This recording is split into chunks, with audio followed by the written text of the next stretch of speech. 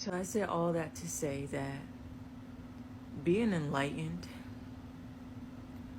being enlightened in the year 2025 is just like being the only black person in a room in the 1930s.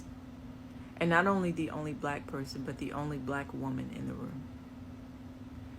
That's how it feels. That's how isolated you can feel. That's how strange people look at you. That's how uncomfortable your existence makes other people. And you got to be able to focus on your purpose, focus on your goals, focus on what you're doing in the face of all of that. And I think the beautiful space about humanity is to face that challenge and not shrink. You face that challenge and you don't shrink, and instead you find every fucking possible way to expand. And you give yourself grace. Give yourself grace for the moments that you do react to ignorance. Because in the space of humanity, there will be times where you have to teach yourself, because there's nobody to teach you this, right?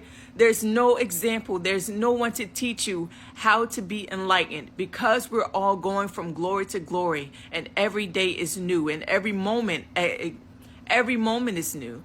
There's no one to teach us how to be enlightened. The only teacher is the one within you. And so you have to give yourself grace for the times that you react to ignorance. And you have to shorten your reaction time. That is the challenge. The challenge is not whether to react or to not. There are some things that you are just going to react to. Some, because you're human, there are some times where your humanity is going to do its job. But your job as the divine being is to recognize when you are reacting and shorten that reaction time. Move back into the space of who you are.